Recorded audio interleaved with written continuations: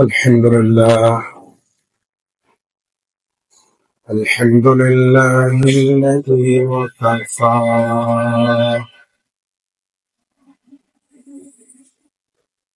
وسلام على عباده الذين اصطفى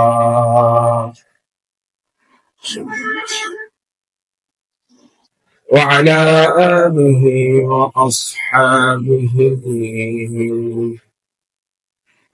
ومن والاه صلى الله تعالى عليه وعلى آله وأصحابه وبارك وسلم تسليما كثيرا كثيرا. اللهم صل على سيدنا وحبيبنا وشفيعنا ومولانا محمد وآله وأصحابه وبارك وسلم. أما بعد فأعوذ بالله من الشيطان الرجيم. بسم الله الرحمن الرحيم. قل بفضل الله وبرحمته فبذلك فليفرحوا هو خير مما يجمعون. وقال تعالى قل يا أيها الناس إني رسول الله إليكم جميعا. وقال النبي صلى الله تعالى عليه وسلم ذلك يوم ولدت فيه ويوم بعثت أو أنزل علي فيه رواه مسلم أو كما قال عليه الصلاة والسلام. উপস্থিত সম্মানিত মুসল্লিয়ানে কেরাম, আমরা সর্বপ্রথম মহান মনিবের দরবারে মৌলার দরবারে শুকরিয়া জ্ঞাপন করি, যিনি আমাদেরকে গত জুমা থেকে নিয়ে জুমা পর্যন্ত সকল দুনিয়ার কঠিন বালা মুসিবত থেকে হেফাজত থেকে আজকের মতো পবিত্র জুমার দিনে সবার আগে আল্লাহ সুবহানাহু ওয়া তাআলার ঘরে এসে সালাতুল জুমা আদায় করার জন্য আসার সুযোগ করে দিয়েছেন মহান মওলা, মহান রব করিম। এজন্য তার দরবারে অন্তরের অন্তঃস্থল থেকে কলিমাতুশ শুকর আদায় করি, সবাই মিলে আলহামদুলিল্লাহ। সময় আসলে অতি সংক্ষিপ্ত, কিছু মোটামুটি জরুরি কথা আমি আপনাদের সামনে আজকে বলার চেষ্টা করবো ইনশাআল্লাহ। আজকের যে মাস আরবি গণনা হিসেবে আজকে রবিউল আউয়াল মাসের ৯ম তারিখ। রবিউল আউয়াল মাস এটা অন্যান্য মাসের মধ্যে একটি বরকতপূর্ণ মাস, যেহেতু দুনিয়ার সমস্ত নাজ নিয়ামত, দুনিয়ার মধ্যে যত দৌলত, আখিরাতের যত দৌলত আছে, সব কিছু আমরা যা উসিলা করে পেয়েছি, সে মহামানব সৈয়দুল মুরসালিন, সৈয়দুল আম্বিয়া, তাজদার মদিনা, সরকার দু আলম, মুহসিন আজম মুহাম্মদুর রাসূলুল্লাহ সাল্লাল্লাহু আলাইহি ওয়াসাল্লাম এই মাসে আগমন করেছেন। এজন্য এই মাস অত্যন্ত একটা বরকতপূর্ণ মাস। আমরা তো পুরো বছরেই রাসূলুল্লাহ সাল্লাল্লাহু আলাইহি ওয়াসাল্লামের জন্মের শুকরিয়া হিসেবে, জন্মের উপর আনন্দ উপলব্ধ করে আমরা প্রতি জুমা, প্রতিদিন, প্রতি মাস, প্রতি মুহূর্ত তার জীবনী আলোচনা, তার জীবনের উপর নিজের জীবনকে পরিচালনা করা, সে ব্যবস্থা আমরা নিয়ে থাকি। কেন? আসল কথা হলো, আমরা যে নবী মুহাম্মদ রাসূলুল্লাহ সাল্লাল্লাহু আলাইহি ওয়াসাল্লামকে পেয়েছি, সে নবী মুহাম্মদ রাসূলুল্লাহ সাল্লাল্লাহু আলাইহি ওয়াসাল্লাম তিনি আসার আগেও, পৃথিবীতে আসার আগেও 1,00,000 বা 2,24,000 পয়গম্বর এই দুনিয়াতে আগমন করেছিলেন। কিন্তু অন্যান্য পয়গম্বররা যারা দুনিয়াতে এসেছিলেন, তারা নির্দিষ্ট জাতির জন্য এসেছেন, নির্দিষ্ট দেশের জন্য এসেছেন, নির্দিষ্ট বর্ণের লোকের জন্য এসেছেন। এভাবে তারা দুনিয়া থেকে চলে গেছেন। তাদের উপর যে কিতাব অবতীর্ণ হয়েছে সেটাও মনসুখ, রহিত, তাদের শরীয়তে রহিত। কিন্তু আমরা যে নবী মুহাম্মদ রাসূলুল্লাহ সাল্লাল্লাহু আলাইহি ওয়াসাল্লামকে পেয়েছি, তিনি এমন একজন নবী, যে নবী কোন গোত্রের জন্য নয়, কোন দেশের জন্য নয়, কোন কোন মানুষের জন্য নয়, ব্যক্তি কোন গ্রামের মানুষের জন্য নয়। তিনি হলেন কিয়ামত পর্যন্তের জন্য যত মানব সৃষ্টিকুল এই পৃথিবীতে আসবেন, আসছেন, আছেন, সকলের জন্য তিনি নবী হিসেবে আল্লাহ রাব্বুল আলামিন তাকে প্রেরণ করেছেন। সুবহানাল্লাহ। সে নবী মুহাম্মদ রাসূলুল্লাহ সাল্লাল্লাহু আলাইহি ওয়াসাল্লাম আমরা পেয়েছি। এই জন্য নবী মুহাম্মদ রাসূলুল্লাহ সাল্লাল্লাহু আলাইহি ওয়াসাল্লামের আগমনের উপর, তার জন্মের উপর আমাদেরকে অবশ্যই আনন্দিত হতে হবে এবং আনন্দ প্রকাশ করতে হবে।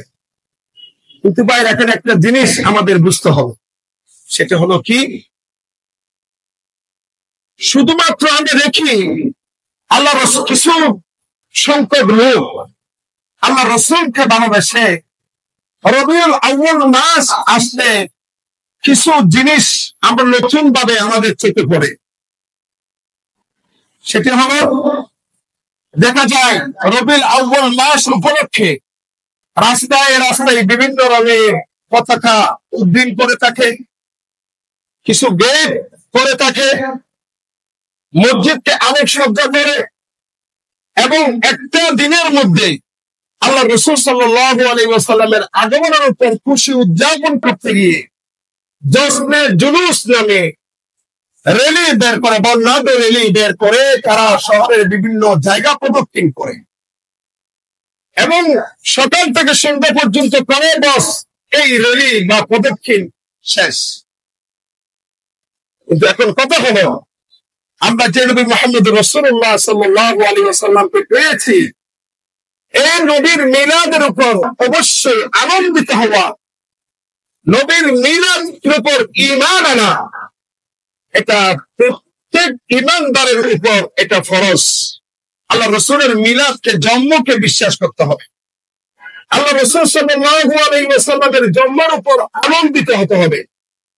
এটা আমাদের ঈমানের অবিচ্ছেদ্য অংশ। কিন্তু আল্লাহ রাসূলের মিলাদকে বিশ্বাস করা মানে, আল্লাহ রাসূলের মিলাদের উপর খুশি উদযাপন করার মানে কি, পদ্ধতি কি হবে, ধরন কিরকম হবে, সেটা কিভাবে, কোন পদ্ধতিতে আমাদেরকে সেই আনন্দ প্রকাশ করতে হবে, সেটা যদি আমরা করতে যাই, তখন আমাদেরকে দেখতে হবে মুহাম্মদুর রাসূলুল্লাহ সাল্লাল্লাহু আলাইহি ওয়াসাল্লামের জীবন এবং সাহাবায়ে কেরামের জীবন। এই দুটি জীবনের মাধ্যমে আমাদেরকে নির্ণয় করতে হবে আল্লাহ রাসূলের মিলাদের উপর আমাদেরকে খুশি কিভাবে উদযাপন করতে হবে, কোন পদ্ধতিতে করতে হবে, খুশির ধরনটা কি রকম হতে হবে। এগুলি সম্পর্কে আজকে মূল আমার আলোচনা হবে ইনশাআল্লাহ। ভাইরা, আসুন, এই রবিউল আউয়াল মাস আমাদেরকে নতুন ভাবে আল্লাহ রাসূলের মিলাদকে স্মরণ করিয়ে দেয়। যেহেতু রাসূল সাল্লাল্লাহু আলাইহি ওয়াসাল্লাম এই মাসেই উনি পৃথিবীতে আগমন করেছেন, ওনার আবির্ভাব হয়েছে, উনি জন্মগ্রহণ করেছেন, বহু দিনের জুলুমের একটি কাল শেষ হয়ে গেছে। আল্লাহ রাসূল পৃথিবীতে এসেছেন। আল্লাহ রাসূল পৃথিবীতে আসার আগে এই পৃথিবীবাসী, শুধু পৃথিবীর মানবদের নয়, সমস্ত সৃষ্টিজীব পর্যন্ত প্রতীক্ষায় ছিলেন যে রাহমাতুল লিল আলামিন সাল্লাল্লাহু আলাইহি ওয়াসাল্লাম পৃথিবীতে আসবেন, তিনি এসেছেন, আল্লাহ তাকে পাঠিয়েছেন। এখন আমাদের কথা হলো তাকে কোন সময় পাঠিয়েছেন, কোন বছরে পাঠিয়েছেন, কোন দিনে পাঠিয়েছেন, সেটা সম্পর্কে আমাদেরকে আলোচনা করতে হবে। তিনি আমার জন্ম কিভাবে হয়েছেন, এগুলি সম্পর্কে আমরা প্রতি বছর শুনে আমিও বলে এসেছি।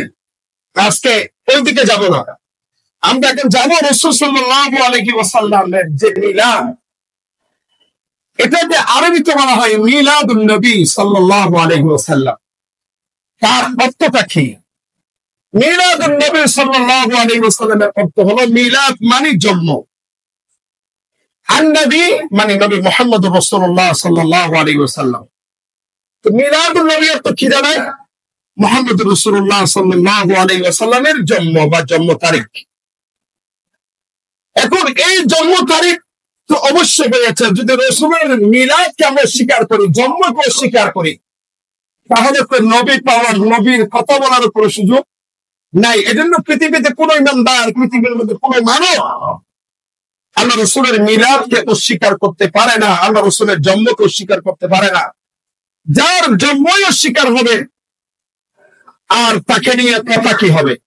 এজন্য আল্লাহ রাসূলের জন্ম হয়েছে, এতে মধ্যে ন্যূনতম কোন প্রকারের সন্দেহের অবকাশ নেই।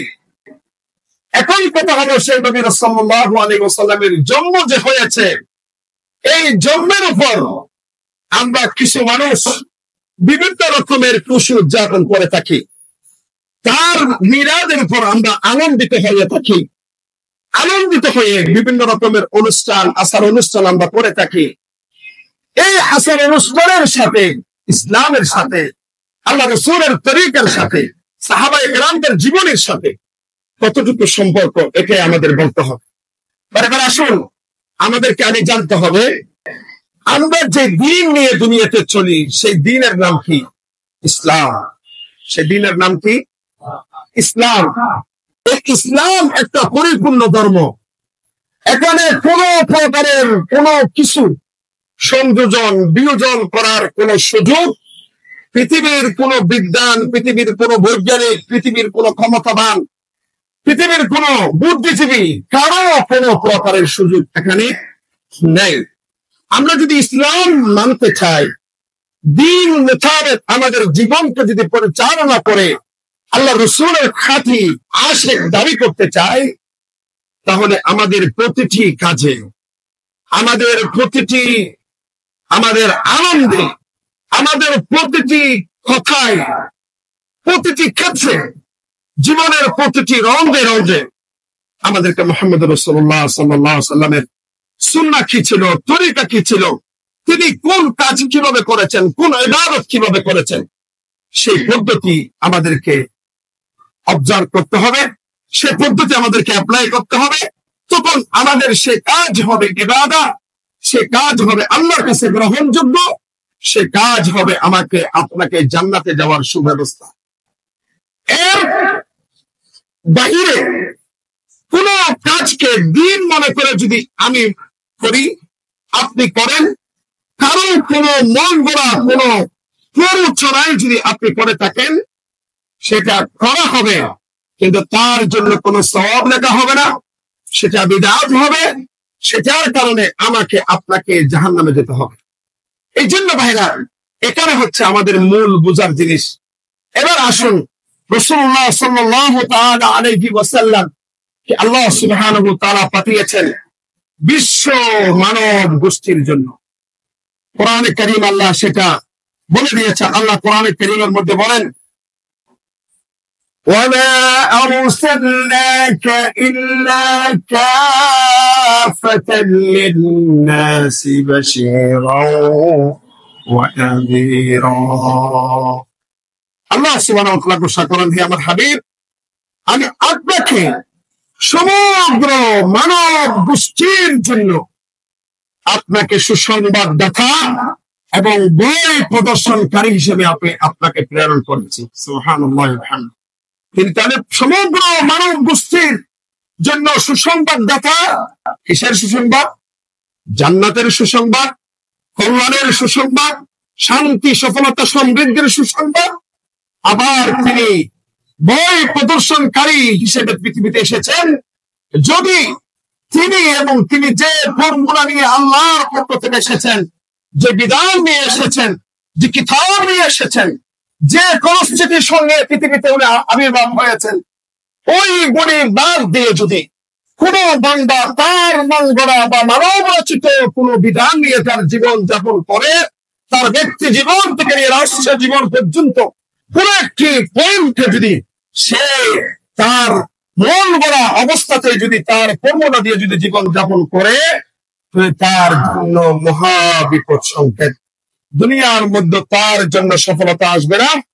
অনন্তকাল জীবন যে আখিরাতের জন্যই আল্লাহ আমাকে আপনাকে পুরো দুনিয়াকে আল্লাহ পাঠিয়েছেন, মানুষকে পাঠিয়েছেন আখিরাতের জন্য, সে আখিরাতের অনন্তকালে কোন সফলতা সমৃদ্ধি তার জন্য বই আনবে না। এই জন্য আল্লাহ রাসূল সাল্লাল্লাহু আলাইহি ওয়াসাল্লামকে কিভাবে পাঠিয়েছেন, কাদের জন্য পাঠিয়েছেন, সেটি আল্লাহ কোরআনে কারীমে সূরা আরাফের সূরা সামার 28 নম্বর আয়াতের মধ্যে বর্ণনা দিয়েছেন।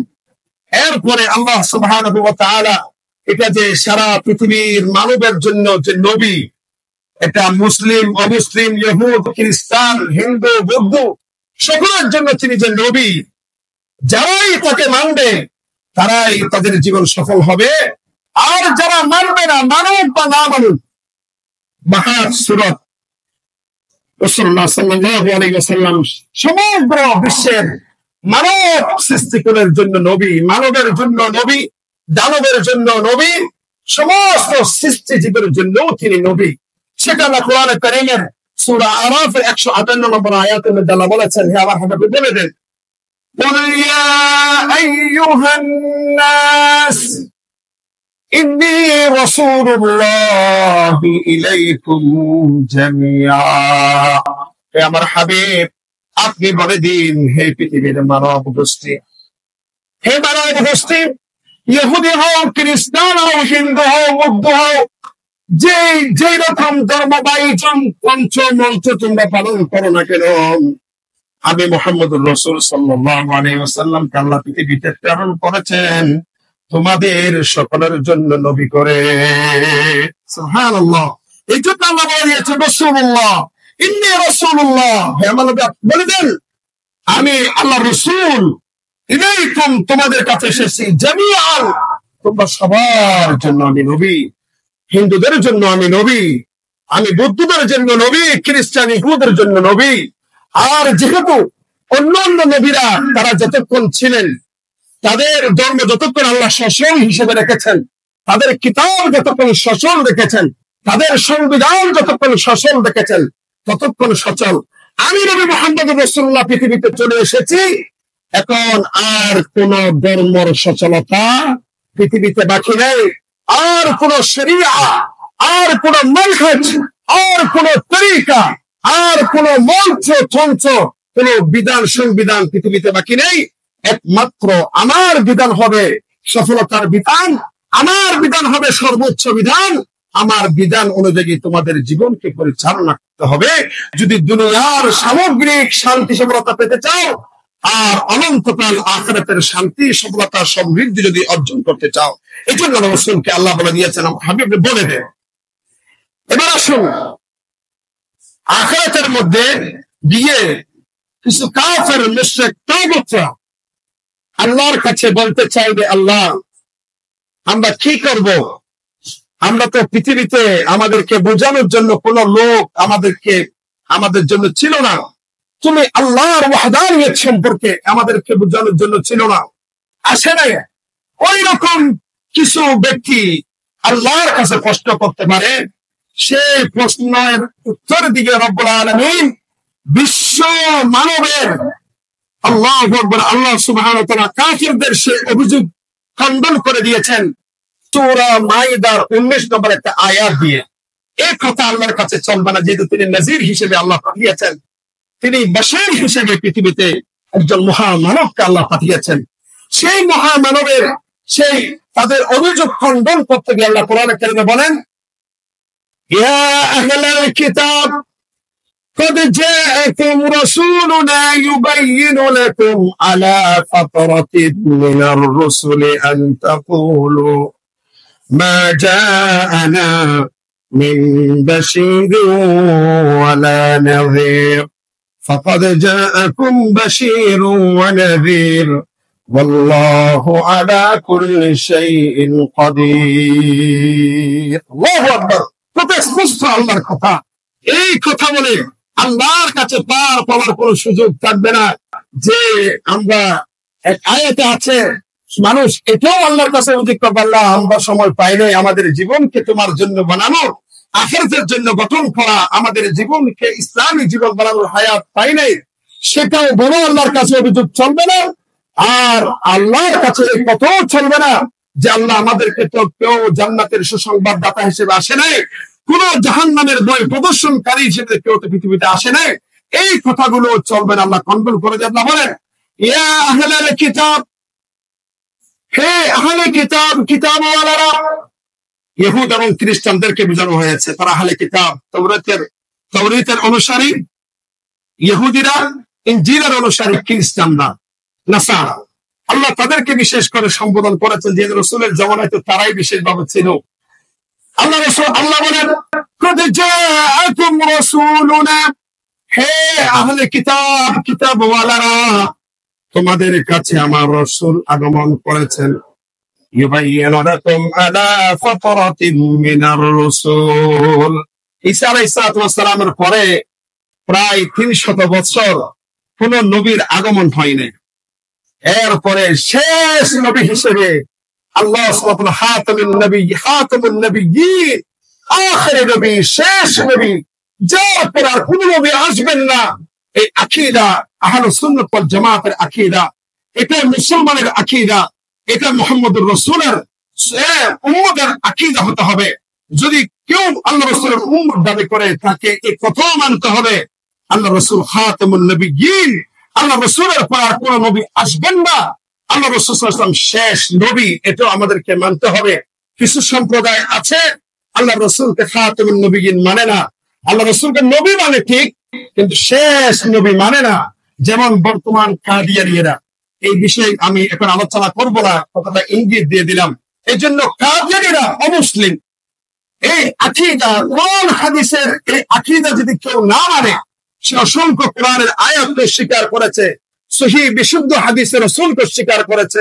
এইজন্য সে কাফের তাকে যারা কাফের বলবে না তারাও কাফের এটা সমস্ত আহলে সুন্নাত ওয়াল জামাতের উলামায়ে কেরামদের আইম্মায়ে কেরামদের এটা একমাত্র মত আল্লাহ আমাদেরকে বোঝার মানার তৌফিক দান করেন এবার আসুন আল্লাহ কি বলেছেন বিশাল একটি নবুয়তের জিম্মেদারি নিয়ে নবী আসার পথ বন্ধ থাকার পরে আমি তোমাদের কাছে আমার রাসূলকে প্রেরণ করেছি আন তাকুলু মা জাআনা বিল বাশীর ওয়ালা নাযীর এই কথার ডকুমেন্ট হিসেবে তোমরা যেন এই কথা বলতে না পারো যে আমাদের কাছে কোনো সুসংবাদদাতা রূপে কোনো মানুষ আসে নাই কোনো নবী রাসূল আসে নাই কোনো ব্যক্তি মহামানব আসে নাই ভয় প্রদর্শনকারী হিসেবে কেউ আমাদের কাছে আসে নাই এই কথা বলে যাতে তোমরা আমার কাছে কোনো অভিযোগ করতে না পারো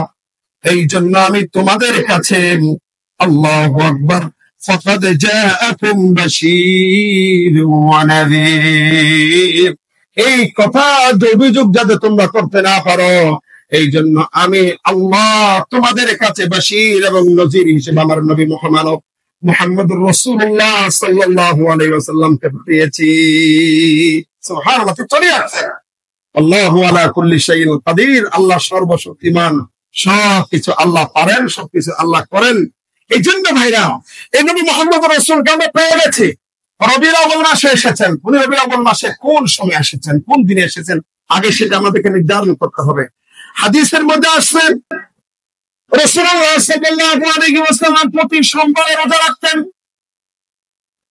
কোন দিনে প্রতি সোমবারে আরবিতে এই দিনকে কি বলে ইয়ৌমুল ইসনাইন এতটুকু তো আমাদেরকে জানতে হবে কিছু পরিভাষা সোমবারকে আরবিতে কি বলে ইয়ৌমুল ইসনাইনে আল্লাহ রাসূল রোজা রাখতেন রাসূলুল্লাহ সাল্লাল্লাহু আলাইহি ওয়াসাল্লামের কাছে জিজ্ঞেস করা হয়েছে ইয়া রাসূলুল্লাহ আপনি প্রতি সোমবারে রোজা রাখেন কেন তখন রাসূল বলে দিয়েছেন আলাইহিস সালাম ذلك يوم ولدت فيه ذلك يوم ولدت فيه ويوم بعثت أو أنزل علي فيه মুসলিম শরীফের রওয়ায়াত বিশুদ্ধ হাদিস আল্লাহ রাসূল ঘোষণা করেছেন হে আমার সাহাবীরা আমি সেদিন রোজা রাখার কারণ হলো সেদিন তো আমি নবী দুনিয়াতে আবির্ভাব হয়েছি সুবহানাল্লাহ আমার জন্ম যেহেতু সেদিন হয়েছে এই জন্য আমি নিজেও আনন্দিত আমার মতো নবীকে আল্লাহ পৃথিবীতে পাঠিয়েছেন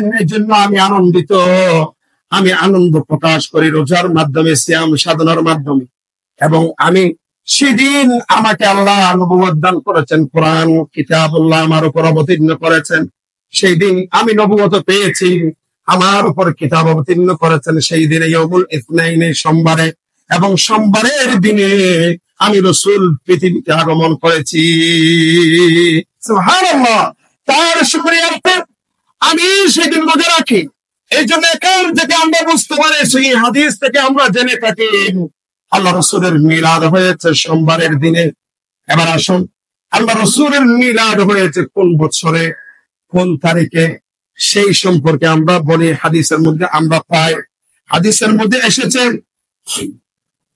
আল্লাহ রাসূলুল্লাহ সাল্লাল্লাহু আলাইহি ওয়াসাল্লামের মিলাদ সম্পর্কে কোন সালে রাসূল জন্মগ্রহণ করেছেন সেই সম্পর্কে একজন সাহাবী হযরত কাইস বিন মাখরামা রাদিয়াল্লাহু তাআলা আনহু বলেন قال رسول الله صلى الله عليه وسلم ولدت انا ورسول الله عام الفيل وسال عثمان بن عفان قباس بن اشيم اخا بني يعمر ابن ليس أأنت أكبر أم رسول الله فقال رسول الله صلى الله عليه وسلم أكبر مني وأنا أقدم منه في الميلاد ولد رسول الله صلى الله عليه وسلم عام الفيل تلميذ الشريف الرواية شين قيس بن مخرمة رضي الله عنه بلين ولدت أنا ورسول الله صلى الله عليه وسلم عام الفيل আমি قيس এবং রাসূলুল্লাহ এই পৃথিবীতে আগমন করেছি সেটা হচ্ছে হাতির বছরে কিসের বছরে হাতির বছরে হাতির বছর মানে যে সূরাতুল ফিল নাযিল হয়েছে আলাম তারা কাইফা ফাআলা রাব্বুকা বিআসহাবিল ফিল হস্তি বাহিনী ইয়ামান থেকে যারা এক জালিমদের এক বিশাল গোষ্ঠী কাফেরদের তাগুতদের এক বিশাল গোষ্ঠী আমার আল্লাহ সুবহানাহু ওয়া তাআলা পবিত্র ঘর বাইতুল্লাহকে ধ্বংস করে দেওয়ার জন্য যারা হাতির উপর আরোহণ করে বিশাল একটি বাহিনী এসেছিল বাইতুল্লাহকে ধ্বংস করে দেওয়ার জন্য যেই বছর সেই বছরে আমি আমার রাসূল এই পৃথিবীতে আগমন করেছি তাহলে আমরা পেয়ে গেলাম আল্লাহ রাসূল পৃথিবীতে কোন সালে এসেছেন হস্তি বাহিনী যেই বছর বাইতুল্লাহকে ধ্বংস করে দেওয়ার জন্য এসেছিল মক্কাতে সেই বছর আমার রাসূল পৃথিবীতে আগমন করেছেন এবার আসুন এরপরে হযরত উসমান ইবনে আফফান রাদিয়াল্লাহু তাআলা আনহু তিনি জিজ্ঞেস করলেন হযরত কাইস ইবনে মাখরামাকে আনতা আকবার আম রাসূলুল্লাহ হে কাইস ইবনে মাখরামা তুমি বড় নাকি আল্লাহ রাসূল সাল্লাল্লাহু আলাইহি ওয়াসাল্লাম বয়সে বড় তিনি সুন্দর উত্তর দিলেন فقال رسول الله صلى الله عليه وسلم اكبر مني আমার চেয়ে আমার রাসূল বহু বড় বড় কোনো সীমা নাই ওয়ানা আকদামু মিনহু ফিল মিলাদ কিন্তু জন্ম হিসেবে আমি তার পূর্বে পৃথিবীতে এসেছি সুবহানাল্লাহ এখানে কত বিশাল আদব রক্ষা করেছেন দেখেন বয়সে কিন্তু কে বড় কাইস ইবনে মাখরামা বড় কাইস বড় তিনি কিন্তু কথাটা বলেছেন কিভাবে আল্লাহু আকবার রাসূলুল্লাহ আকবারু মিন্নি আমার দেখেন আমার রাসূল সাল্লাল্লাহু আলাইহি ওয়াসাল্লাম বিশাল সম্মানিত তিনি বেশি বড় কিন্তু জন্মের তারিখের দিক দিয়ে আমি তার পূর্বে পৃথিবীতে আগমন করেছি আমার রাসূল আমার পরে আগমন করেছে সুবহানাল্লাহ আমাদের জন্য বড়দের সাথে কথা বলতে সম্মান আদব তাহযীব আর তামাদ্দুন এই শিষ্টাচার বহির্ভূত যারা হয়, ওই সমস্ত কথাগুলি লক্ষ্য রাখা, এটা অতীব প্রয়োজন। আলেমদের ব্যাপারে, কোন মুফতি মুহাদ্দিসের ব্যাপারে সে বয়স আমার ছোট হবে, আমার ভাই খতিব, আমার ভাই মুফতি, আমার ভাই মুহাদ্দিস, আমার ভাই বড় হাদিয়ে কম, আমার বয়সে ছোট হতে পারে, তার সাথেও কথা বলতে আদবের লেহাজ করতে হবে। বাইরে কথাগুলি বুঝতে পারছি? আজকে আমরা তো সেটা লক্ষ্য করি না। আমরা আমার বয়সের ছোট, সেই যত বিশাল কাজ করুক না কেন তাকে পাত্তাই দিই না, যেই সেই ব্যবহার আমরা করে ফেলি। এই জন্য এগুলি আমাদেরকে খুব খেয়াল করা জরুরি। এগুলির মাধ্যমে আপনার ঈমান সংরক্ষিত হবে, আপনার আমল সংরক্ষিত হবে, আপনি আল্লাহর কাছে দামি হয়ে যাবেন। সুবহানাল্লাহ ওয়া বিহামদিহি। এরপরে বলেছেন ওয়ালিদ রাসূলুল্লাহ সাল্লাল্লাহু আলাইহি ওয়াসাল্লাম আমল ফিল, আল্লাহ রাসূল সাল্লাল্লাহু আলাইহি ওয়াসাল্লাম কুস্তি বাহিনী যে সময়ের মধ্যে, যে বছরের মধ্যে বাইতুল্লাহ ধ্বংস করার জন্য এসেছিলেন, সেই বছরের মধ্যে তিনি পৃথিবীতে আগমন করেছে। তার বছর পেলাম, এখন মাস তারিখ সেটা আমাদেরকে বুঝে নিতে হবে। অন্যান্য লম্বা কথাগুলি বলতে গেলে সময় বিশাল চলে যাবে। আমি সংক্ষিপ্ত ভাবে বলছি, যেগুলি নিয়ে আমরা বেশি বাড়াবাড়িতে চলে যাচ্ছি। বা ইসলাম তো বাড়াবাড়ির ধর্ম নয়। আমরা হাদিস, সহিহ হাদিসের মধ্যে যেগুলি পাই সেগুলি সহিহ হাদিস বা কোরআন কারীমের আয়াত, সাহাবায়ে কেরামের আমল, তাবিঈন, তবে তাবিঈনদের জীবনীর মধ্যে যেগুলি পাই এগুলি আমাদের জন্য আমল করার বিষয়।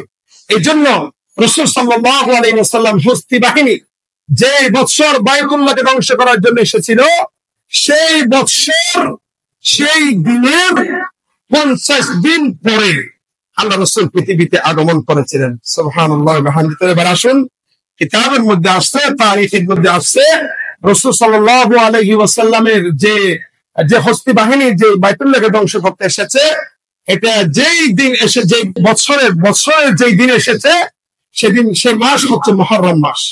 মুহররম মাসের 13 দিন বাকি থাকতে তারা এই বাইতুল্লাহকে ধ্বংস করার জন্য এসেছে। তাহলে 13 দিন, মুহররমের 13 দিন পাইলাম। সফর মাসে কয় দিন? 30 দিন। ধরেন 30 দিন পাইলাম। 30 এবং 13 কত হয়? 43 দিন। তাহলে 50 দিন পরে যারা রাসূল পৃথিবীতে এসে থাকেন, তাহলে রাসূল সাল্লাল্লাহু আলাইহি ওয়াসাল্লামের জন্ম রবিউল আউয়াল কয় তারিখে পড়ে? 7 তারিখ। 7 দিন বাদ দিয়ে 8 তারিখে আল্লাহ রাসূল সাল্লাল্লাহু আলাইহি ওয়াসাল্লামের জন্ম। আল্লাহ রাসূলের মিলাদ 8 তারিখে হয়, রবিউল আউয়ালের 8 তারিখে হয়। এই জন্য আবার অনুরূপ আছে 55 দিন পরে, তাহলে সে হিসেবে 12 তারিখে হয়। কিন্তু ঐতিহাসিক মুহাদ্দিসিন যারা আছে, যারা বিজ্ঞ আলেম, বিদগ্ধ যারা আলেম, মুহাদ্দিস, মুওয়াররিখ, ঐতিহাসিক, তারা বলেছেন রাসূল সাল্লাল্লাহু আলাইহি ওয়াসাল্লামের মিলাদ হয়েছে 8 তারিখ বা 9 তারিখ, প্রসিদ্ধ হচ্ছে 12 তারিখ। 12 তারিখ প্রসিদ্ধ, বিশুদ্ধ হচ্ছে 8 তারিখ বা 9 তারিখ। 8 তারিখ বা 9 তারিখ। এই জন্য এই তারিখগুলির মধ্যে অসংখ্য কি আছে, মতবিরোধ আছে, প্রায় 8-10টি কোণ আছে আল্লাহ রাসূলের মিলাদের তারিখ সম্পর্কে নিয়ে। এই জন্য আমরা এগুলি নিয়ে বাড়াবাড়ি করার আমাদের কোনো প্রয়োজন নেই। কেন আমাদের তো মিলাদ নিয়ে কোনো আমল নেই। মিলাদ নিয়ে আমাদের কোনো আমল নেই। আমাদের রাসূলের জীবনী নিয়ে আমল। আমাদের পুরো জীবনকে আল্লাহ রাসূলের নবুয়তের যে জীবন, তিনি মক্কাতে 10 বছর, মদিনাতে 13 বছর ছিলেন, ওই গুণের মধ্যে আল্লাহ রাসূল সাল্লাল্লাহু আলাইহি ওয়াসাল্লামের জীবনের প্রতিটি এমন কোন ক্ষেত্র নেই আমাদের জীবনের যেই জীবনের জন্য রাসূল সাল্লাল্লাহু আলাইহি ওয়াসাল্লামের আদর্শ নেই। কথাটা বুঝতে পারছে ভাইরা? এই জন্য আমাদেরকে সেখান থেকে আদর্শ নিতে হবে। এবার আসুন, রাসূল সাল্লাল্লাহু আলাইহি ওয়াসাল্লামকে আমরা পেয়েছি, আমাদেরকে অবশ্যই খুশি হতে হবে। আনন্দ, উৎফুল্লতা আমাদেরকে প্রকাশ করতে হবে। কেমনে করবে, কিভাবে করবো?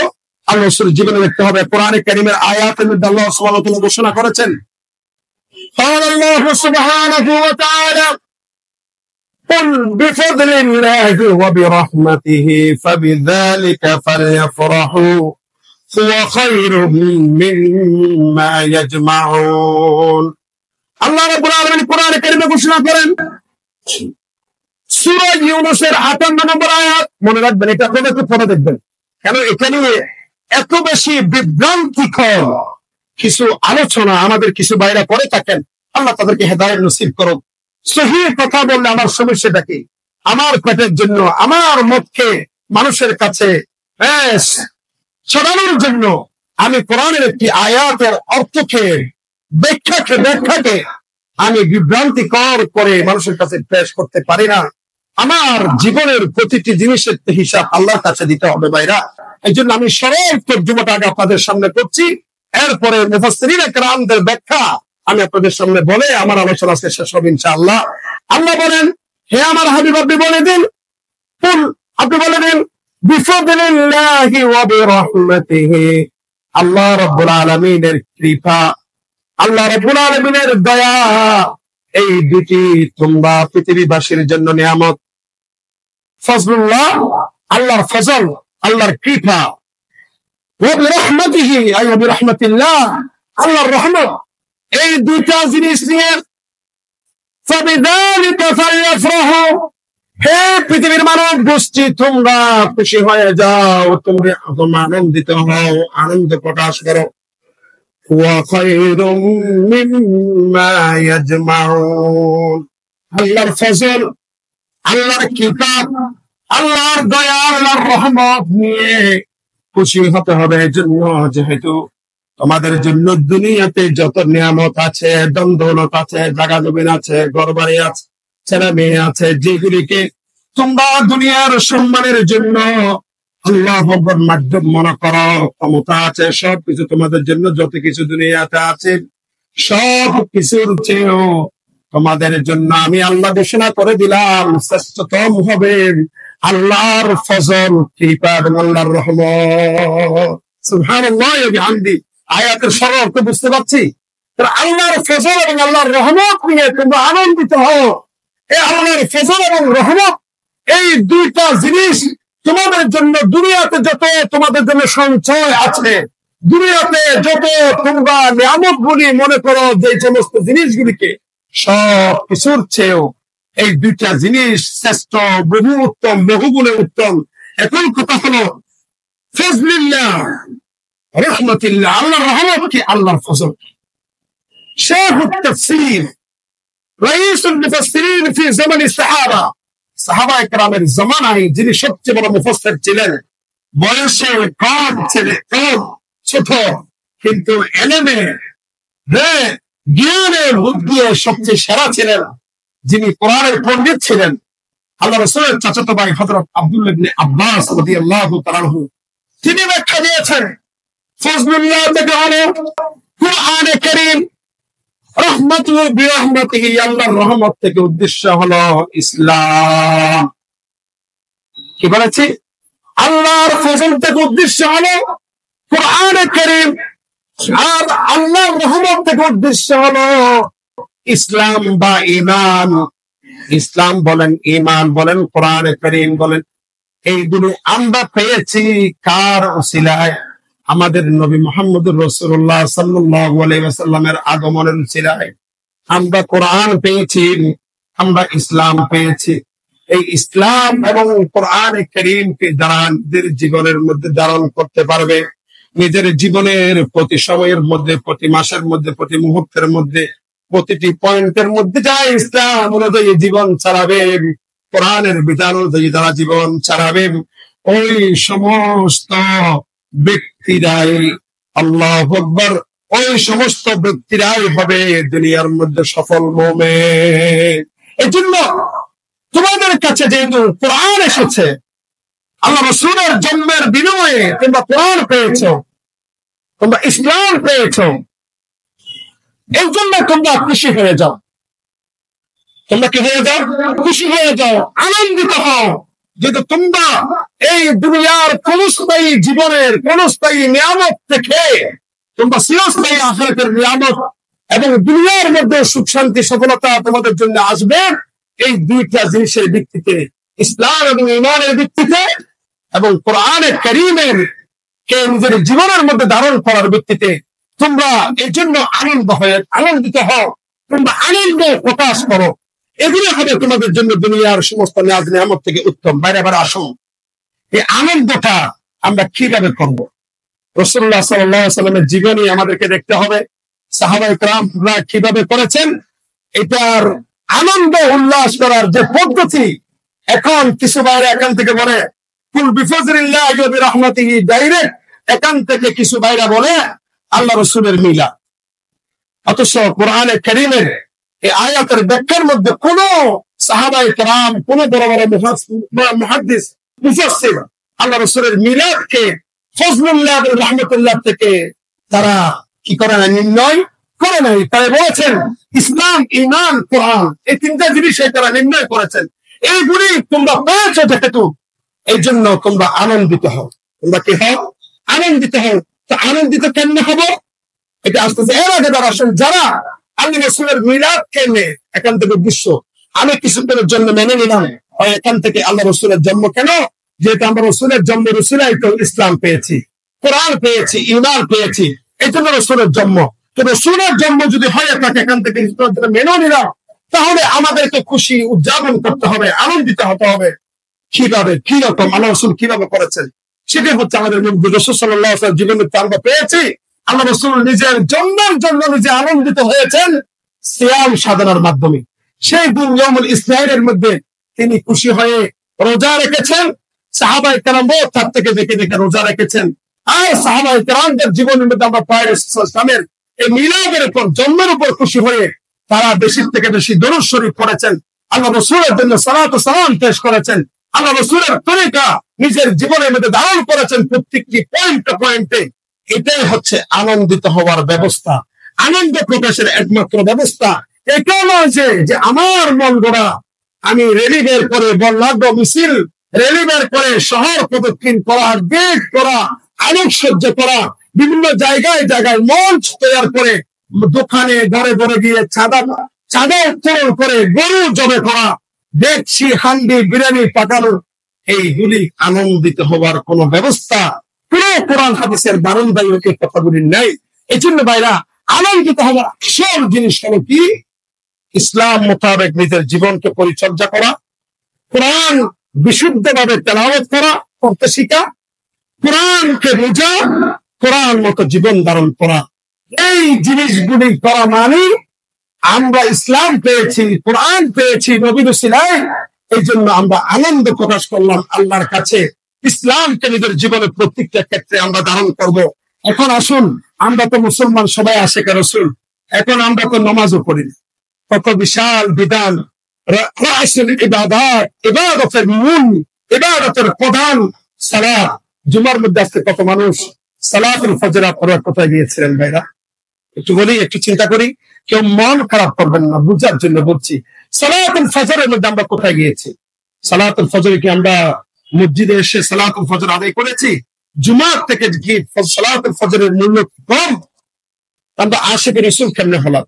রাসূলের মিলাদের উপর খুশি হয়ে একবারে পুরা শহর প্রদক্ষিণ করি, কিন্তু আল্লাহ রাসূল যে সালাতের জন্য নিজের ইন্তেকালের শেষ মুহূর্ত পর্যন্ত তিনি কান্নাই ছিলেন, আমার উম্মত বলে দিলাম আসসালাত আসসালাত, আমার উম্মত, তোমরা যদি আশিক রাসূল দাবি করো, তোমরা যদি আমার খাঁটি উম্মত হিসেবে তোমরা যদি দাবি করতে চাও, আমার জন্মের উপর তোমরা যদি খুশি উদযাপন করতে চাও, তোমাদের জন্য একমাত্র ব্যবস্থা সেটা হলো তোমাদের জীবনের যে কোনো মুহূর্তে তোমাদের জন্য আসো, নামাজ এক মুহূর্তের জন্য ছাড়া যাবে না। পুরুষ নামাজ পড়বে মসজিদে এসে, নারীরা ঘরে নামাজ পড়বে অর্থমতে। এটাই হচ্ছে আমাদের জন্য সর্বোচ্চ আল্লাহ রাসূলকে পড়ায় পেয়ে আনন্দ প্রকাশ করার ব্যবস্থা। কিন্তু ভাইরা, আমরা 2 লাখ 3 লাখ টাকা দিয়ে গরু জবাই করা আমরা নিজেদের জন্য সহজ মনে করি, বিশাল বিশাল গেট বানানো সহজ মনে করি। আমরা পুরো শহর বিভিন্ন নাট্য মঞ্চ তৈরি করে, বিভিন্ন গান বাজারের আসর তৈরি করে, আমরা পীরকে এনে সাজিয়ে আল্লাহ পুরো শহর প্রদক্ষিণ করাকে নিজেদের জন্য সহজ মনে করি, আজকে রাসূল মনে করি। আসল কাজের মধ্যে আমাদের কোনো প্রকারের ব্যবস্থা নাই ভাইরা। এই আমল আল্লাহ রাসূলের কাছে গ্রহণযোগ্য হবে না, আল্লাহ রাসূলের কাছে যেটা হবে না সেটা আল্লাহর কাছেও হবে না। এই জন্য ভাইরা, আমাদের জীবনকে আমরা আল্লাহ রাসূলের মিলাদের উপর খুশি হওয়াকে এইভাবে আমরা প্রকাশ করি, আনন্দ প্রকাশ করি, নিজের জীবনের প্রতিটি ক্ষেত্রে ইসলামকে পরিচর্যা করি এবং কোরআনের উপর আমাদের জীবনকে পরিপূর্ণভাবে সাজায়। 1 নম্বর কোরআনে কারীমকে মহব্বত করার 1 নম্বর কাজ হলো বিশুদ্ধ কোরআনে কারীমের তেলাওয়াত শিখা। বলেন তো ভাই, একটু আপনারা আমার ভাই, আমি আপনাদের ভাই, আমরা কয়জনে কোরআনে কারীমকে বিশুদ্ধ করতে জানি? কেন জানি না? কেন শিখবো না? কেন শিখবো না বলেন? এটা তো আমার আপনার উপর ফরজ। বিশুদ্ধ কোরআনে কারীমের তেলাওয়াত শিখা প্রতিটি মুসলমান নর নারীর উপর ফরজ। নামাজ ভঙ্গের যে কারণগুলি আছে 19টা কারণের মধ্যে 1 নম্বর কারণ কি? কোরআন অশুদ্ধ পড়া। কোরআন কি পড়া ভাইরা? অশুদ্ধ পড়া। তো কোরআন অশুদ্ধ পড়ে আপনি হাজারো বছর নামাজ পড়লে কি আপনার নামাজ আল্লাহর কাছে কবুল হবে? আপনি আশিক রাসূল দাবি করলে কোনো ফায়দা হবে না ভাইরা। কোরআনে কারীমের বিশুদ্ধ তেলাওয়াত শিখি, কোরআন বোঝার চেষ্টা করি, কোরআন মতো নিজের জীবনের প্রতিটি অঙ্গকে আমরা সাজিয়ে তুলি। আমাদের সমাজকে সাজায়, পরিবারকে সাজায়, ছেলে মেয়েদেরকে সাজায়, রাষ্ট্রকে সাজায়। রাষ্ট্র আল্লাহর, এই রাষ্ট্রের বিধান হবে কোরআনের বিধান, সুন্নাহর বিধান। ঠিক আছে ভাইরা? আল্লাহ আমাদেরকে বোঝার তৌফিক দান করুন। বাকি কথা আগামী জুমার হবে ইনশাআল্লাহ। ওয়া মা আলাইনা ইল্লাল বালাগ। সাল্লাল্লাহু আলাইহি ওয়া সাল্লাম।